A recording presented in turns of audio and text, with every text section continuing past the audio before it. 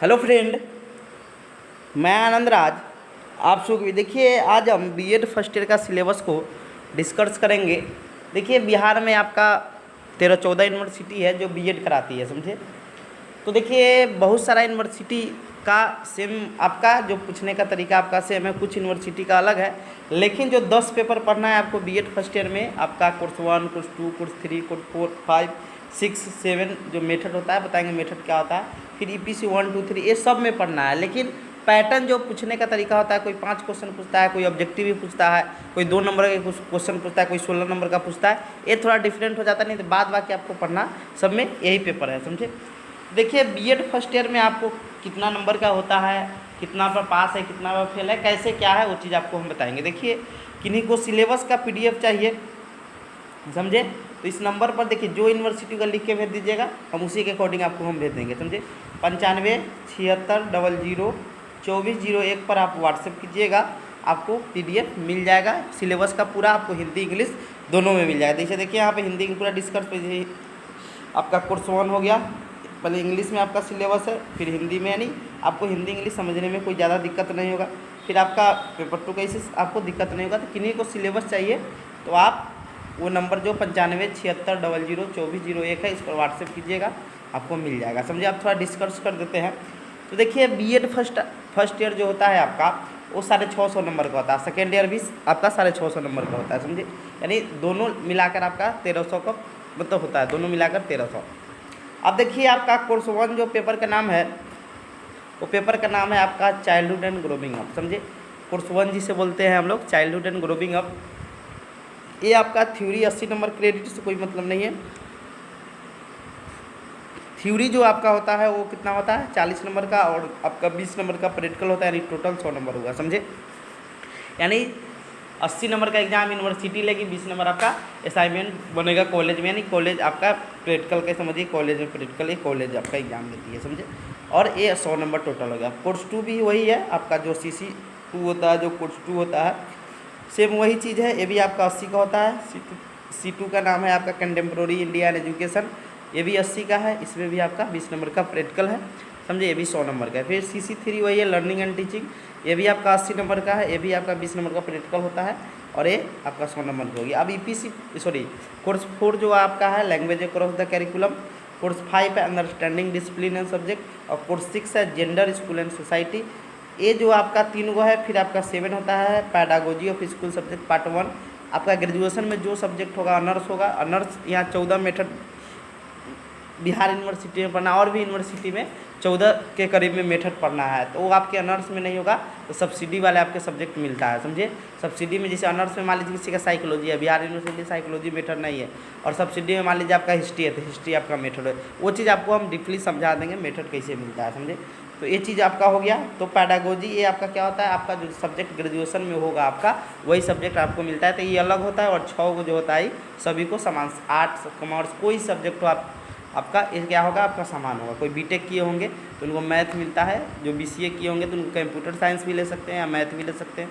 Commerce वाले को commerce ही मिलता है। तो जो है आपका कुछ मेथड, जैसे साइकोलॉजी नहीं है मेथड यहाँ पर, समझे।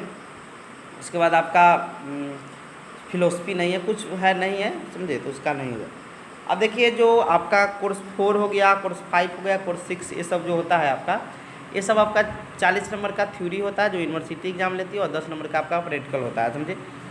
अब ये समझ गए, कोर्स 5 वही है, 40 नंबर का थ्योरी, 10 नंबर का आपका प्रैक्टिकल। कोर्स 6 भी वही है, कोर्स 7 सब वही है, समझे। 40 नंबर का थ्योरी, 10 नंबर का प्रैक्टिकल। अब देखिए, EPC 1, 2, 3 है, इसको थोड़ा समझने की आप कोशिश कीजिएगा। EPC 1, EPC 2 और EPC 3। EPC 1 का नाम है reading and reflecting on text. EPC 2 का नाम है art and drama in education, और EPC 3 का नाम है क्रिटिकली अंडरस्टैंडिंग ऑफ ICT। ये तीनों होता है EPC का फुल फॉर्म होता है इनहांसिंग प्रोफेशनल कैपेसिटी, यानी आप अपने पेशावर क्षमता में कैसे विकास कीजिएगा, समझे। तो ये आपका 40 नंबर का, लेकिन इसका एग्ज़ाम यूनिवर्सिटी नहीं होता, इसका एग्ज़ाम आपका कॉलेज में ही होता है। ये सब जो है आपका, ये सब का एग्ज़ाम कहाँ होता है, आपके कॉलेज में ही होता है, समझे। तो ये समझिए कि पूरा ये आपका 150 का क्या है प्रैक्टिकल, यानी EPC 1, EPC 2, EPC 3, यानी 50-50 नंबर का, यानी 150 समझिए कॉलेज के द्वारा आपका नंबर मिलेगा, अच्छा नंबर मिलता है। अब समझिए कितना का आपका यूनिवर्सिटी एग्जाम लेगी बीएड फर्स्ट ईयर में, कितना का आपका प्रैक्टिकल होगा, उसको भी जोड़ देते हैं। तो देखिए, आपका 80 80 80 जोड़िएगा और फिर 40 40 40 40, यानी आप जोड़िएगा यहाँ पर तो 80 तिया हो जाएगा आपका 240, और आप 4 को 40 नंबर के यानी 140 नंबर 160 नंबर हो जाएगा, समझे। 0 0 यानी आपका 400 का आपका क्या होता है, थ्योरी एग्जाम यूनिवर्सिटी लेती है, और 650 टोटल होता है, यानी 250 का क्या होता है फर्स्ट ईयर में प्रैक्टिकल होता है। सेकेंड ईयर में ज़्यादा होता है, सेकेंड ईयर में 370 नंबर का प्रैक्टिकल होता है, समझे। तो इसमें आपका 250 नंबर का है प्रैक्टिकल है, समझे। तो आप समझ गए होंगे कि 250 नंबर का प्रैक्टिकल होता है, जो कॉलेज आपको देखिए अच्छा नंबर मिलता है, समझिए बहुत अच्छा। और आपको 400 में आप जितना ज़्यादा ले आइएगा आपका उतना अच्छा हाई परसेंटेज हो जाएगा, समझे। तो आपको अच्छा नंबर आ जाएगा, समझे। अब कितना बार पास होता है तो कितना बार फेल होता है, समझिए इसको कहानी को। देखिए अब पास फेल का अलग क्राइटेरिया है, थ्योरी में कुछ अलग है, प्रैक्टिकल में कुछ अलग है। थ्योरी में पास करने के लिए आपका 45% होना चाहिए, यानी आप 80 का 45% निकालिएगा तो आपका 36 आएगा, समझे। यानी 80 नंबर वाले पेपर में आपको थ्योरी और प्रैक्टिकल का अलग अलग पास होता है, दोनों मिला के नहीं होता है, समझे। तो आपको 80 में 36 नंबर लेगा तब आप पास है, समझे। और ये तीनों में आपका 36 नंबर पास है, समझे। और यहाँ आपका क्या है, लैंग्वेज अक्रॉस द करिकुलम जो 40 नंबर का जो पेपर होता है कोर्स 4 5 6 7 जो होता है, इसमें आपको 18 नंबर ले आना है, समझे। ये तो समझ गया, लेकिन आपको प्रैक्टिकल में कितना चाहिए, प्रैक्टिकल में आपको 50% चाहिए, समझे। यानी आपका 20 नंबर का है तो आपको कम से कम 10 नंबर से कम होगा तो आप फेल है, समझे। यानी आपका कम से कम क्या नंबर होना चाहिए, तो आपका 10 नंबर होना चाहिए, समझे। तो ये आपका क्या हो गया, दोनों मिला के नहीं होना चाहिए, अलग अलग होना चाहिए। इसमें थ्योरी वाले पेपर में 45% और प्रैक्टिकल वाले में आपका 50%। तो इसमें तो कॉलेज वाला अच्छा ही देते हैं, 18 19 ऐसे देते हैं, समझे। तो इसमें तो दिक्कत नहीं, आपको इसमें थोड़ा ध्यान देना है। 40 नंबर वाले में 18 नंबर पर पास है, याद रखिएगा, समझे। और 10 में 5 नंबर प्रैक्टिकल, तो 5 नंबर से तो ऊपर मिलता है, 7 8 9 ऐसे जैसे आपको मिलता है। तो आप समझ गए होंगे। यहाँ टोटल भी लिखा है 650 नंबर हो गया आपका। अब देखिए क्या क्या पढ़ना है, कोर्स 1 में कितना यूनिट पढ़ना है, कोर्स 2 में कितना यूनिट पढ़ना है, तो देखिए तो यूनिवर्सिटी पर डिपेंड करता है। अब देखिए आप आइएगा, बिहार यूनिवर्सिटी का सिलेबस सेम है, जेपी यूनिवर्सिटी का सिलेबस सेम है, आपका मिथिला का सेम है, लेकिन कुछ चेंज है, कोर्स 2 में सिर्फ थोड़ा चेंज है, उसका भी सेम है। बीएन मंडल हुआ, भागलपुर यूनिवर्सिटी हुआ, समझे। उसके बाद आपका मौलाना यूनिवर्सिटी हुआ, ये सब यूनिवर्सिटी का वीर कुंवर सिंह यूनिवर्सिटी हुआ, ये सब यूनिवर्सिटी क्या है कि सिलेबस सेम है, कुछ चेंजिंग है, समझे। पटना यूनिवर्सिटी हुआ, ये सब का थोड़ा चेंज है, थोड़ा सा चेंज है, समझे, ज़्यादा नहीं है, सबका सेम ही है। आपका एग्जाम में होता है तो आपका 5 यूनिट रहता है कोर्स 1 2 3 में, जिसमें से 10 क्वेश्चन आपका रहेगा, जिसमें से 5 का जवाब देना रहता है, यानी एक क्वेश्चन 16 नंबर का रहता है। क्वेश्चन भी आपको डिस्कस करेंगे।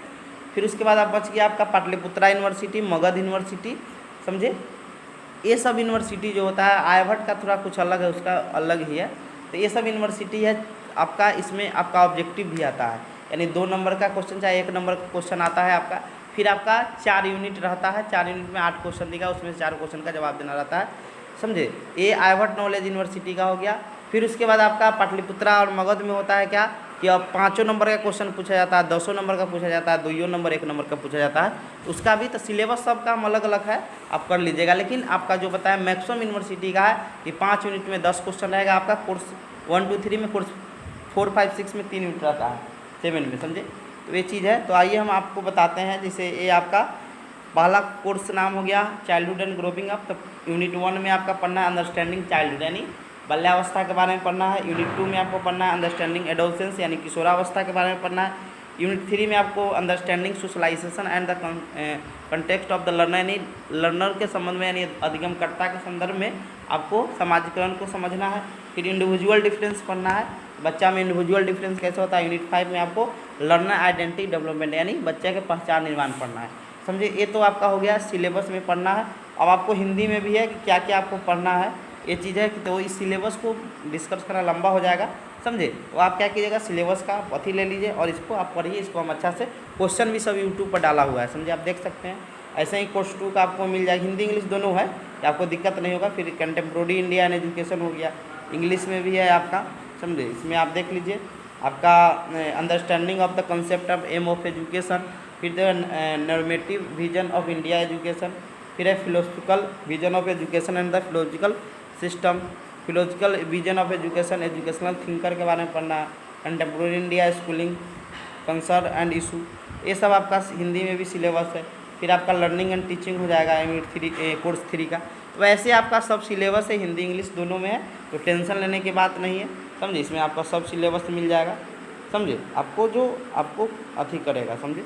तो थैंक यू, आप लोग वीडियो देखिए।